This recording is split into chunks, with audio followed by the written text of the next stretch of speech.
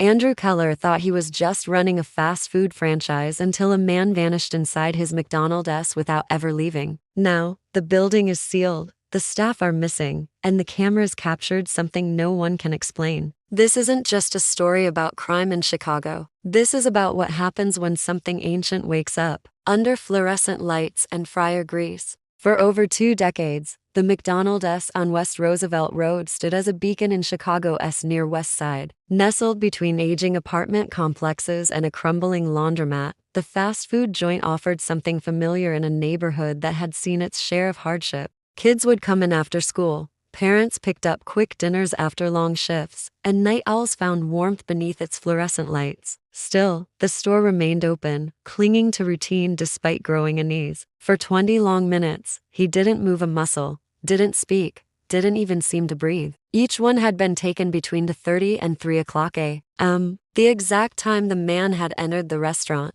One was found days later wandering the red line, dazed and barefoot, muttering about someone watching her from the inside of the freezer. Customers began avoiding the location altogether, citing long wait times and cold food. But the real reason was whispered in barber shops and bus stops that's the McDonald's where people disappear. The alley was narrow and dimly lit, used mostly by delivery trucks and dumpsters lined with graffiti. On the passenger seat was his laptop bag, untouched. In the glove compartment, police found a printed sheet of paper folded 3 times. The ink was smudged from heat, but one sentence stood out clearly. "I shouldn't have watched the tape." There was no sign of struggle, no signs of theft. Just an empty driver's seat and the steady purr of the engine. Forensics couldn't explain how he vanished. No trace of his DNA, no fingerprints. He ordered the installation of more cameras and hired new overnight staff, but nothing stopped the strange activity. The fryer would turn on by itself. His phone went straight to voicemail. By sunset,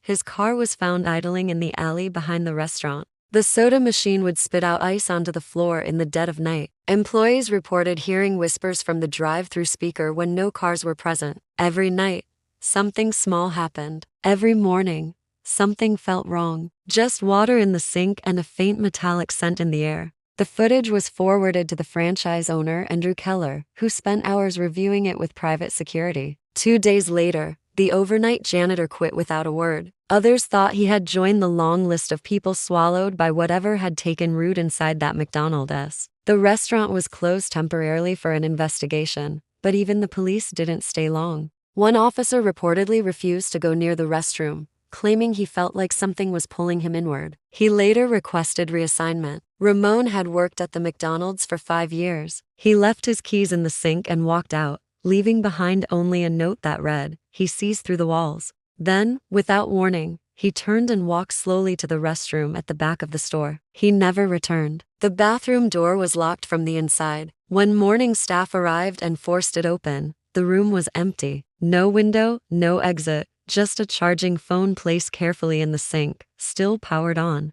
The battery was full. The wallpaper showed dozens of faces, selfies of sleeping people taken in different rooms, cars, and alleyways. None of them matched any recent missing persons. Until November 8, when a routine night shift captured something on camera that changed everything. A man no one recognized entered at 2:33 a.m., stood still for nearly 20 minutes, and walked into the restroom. He never came out. The door was locked, the lights flickered, and when staff opened it, the room was empty. But he had left something behind, something that would lead to the restaurant's final day. Customers told stories of cold spots near the bathrooms, and some said they felt watched while eating alone. A teenager posted a video online showing every screen in the restaurant flickering at once. The post went viral, sparking theories ranging from power surges to paranormal activity. The local news dismissed it as internet hysteria, but those who worked there knew better. A shift manager requested a transfer after she locked the doors at midnight and turned to see a figure standing in the play area, motionless, just staring. When she blinked,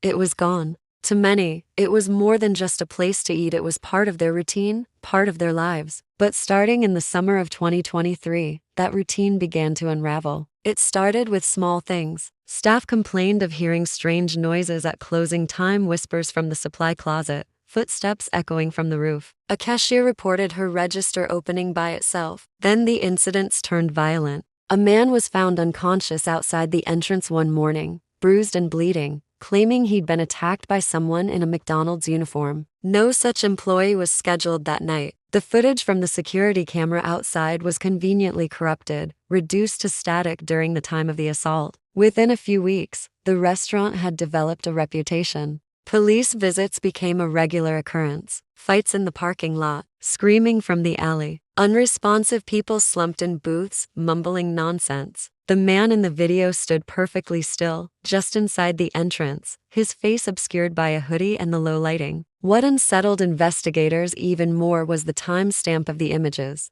By the end of the week, 3 other employees had resigned, each after viewing the surveillance footage. Despite the growing rumors, Keller refused to close the restaurant. Then, on November 16th, Andrew Keller didn't show up for work. Andrew Keller's car sat behind the restaurant, its engine still running, both front doors wide open. His disappearance hit the staff hard. Some believed he had simply snapped under pressure. Others thought he had joined the long list of people swallowed by whatever had taken root inside that McDonald's. The restaurant was closed temporarily for an investigation, but even the police didn't stay long. One officer reportedly refused to go near the restroom, claiming he felt like something was pulling him inward. He later requested reassignment.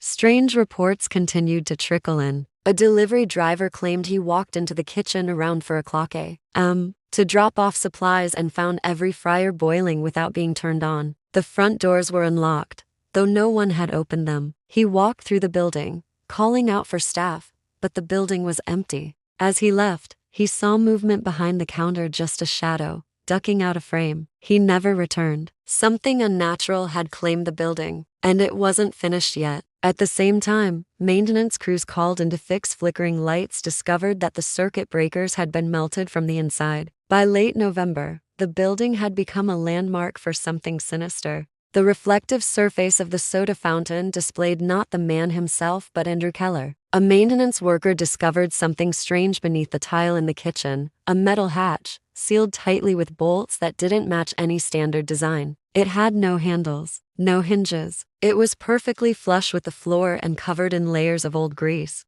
But none of that stopped the building from breathing. Residents swore they still saw lights flicker inside after midnight. Some claimed they heard soft footsteps when they walked by. Even though the building had been locked and sealed, no one could explain why it had never shown up on blueprints or why it had no purpose in the restaurant's layout. Most of them came out laughing, posting low-quality videos of grease-stained walls and empty booths. Their accounts were deleted within hours, but one group's live stream told a different story. The footage was ordinary at first: cracked tiles, wrappers still in the fryer baskets, graffiti on the walls. During the first dig, they uncovered the sealed metal hatch beneath the kitchen floor. Workers reported a strange humming sound, like something alive behind steel. When one of them placed a hand on the hatch, he recoiled instantly, saying it felt like a heartbeat. But as they reached the back hallway, the stream cut out. For 12 full minutes, viewers saw only static. When the image returned, the phone was on the ground, facing upward.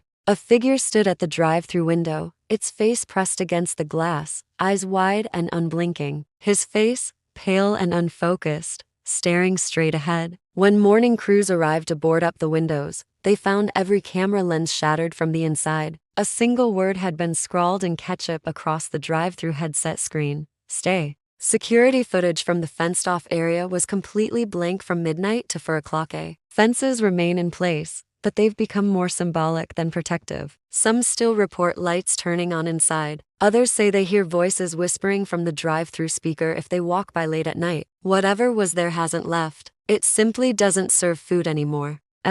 Though motion sensors detected continuous movement during that time. The crew walked off the job, refusing to return. The reflection showed his mouth moving, though no audio was recorded. The golden arches were taken down, signage removed, and the windows boarded up. But even stripped of its identity, the structure refused to fade. It stood like a rotting tooth in the mouth of the city, abandoned yet still strangely alive. People said the air near the building felt different, colder, heavier. Dogs refused to go near it. A street light above the front entrance flickered in a steady, unnatural rhythm, even though no power was flowing to that side of the block. Analysts enhanced the clip, trying to read his lips. The best they could decipher was one chilling sentence: he lives in the floor. Residents cross the street to avoid walking past it. Rideshare drivers refused to pick up near the address. Urban legends bloomed almost overnight, fueled by grainy photos, bizarre social media posts, and growing whispers that the place had become cursed. They replaced them. 2 nights later, the problem returned. An electrician reported finding a single greasy handprint on the panel, but none of the current staff matched the print. They found broken floor tiles, rusted vents, and a back office covered in greasy residue. But the most disturbing discovery came from the security footage. The tapes showed something impossible. Every single night at exactly 2:33 a.m., a dark figure appeared, always in a different spot. Sometimes inside the dining room, sometimes outside near the dumpsters, sometimes just standing at the drive-through window. The cameras never caught him entering or leaving. He never moved while on screen, just stood watching, always watching. Investigators couldn't determine whether it was human at all. A retired detective reviewing the case described the surveillance footage as wrong in a way you feel, not see. He pointed to one clip where a customer appeared to be frozen mid-step for nearly 8 seconds while everything else in the room moved normally.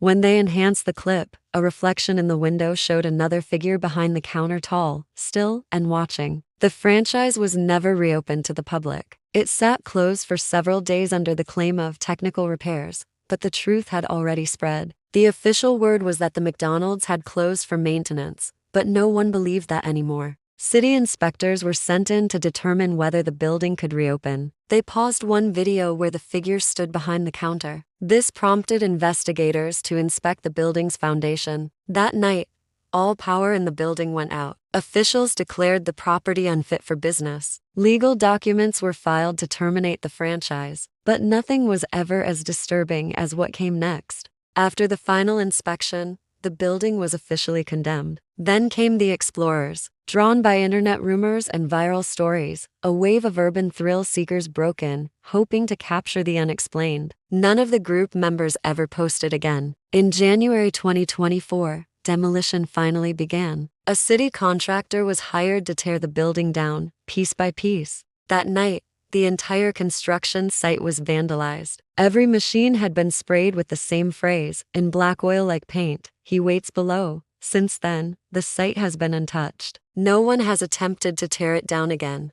Fences remain in place, but they've become more symbolic than protective. Some still report lights turning on inside. Others say they hear voices whispering from the drive-through speaker if they walk by late at night. Whatever was there hasn't left. It simply doesn't serve food anymore.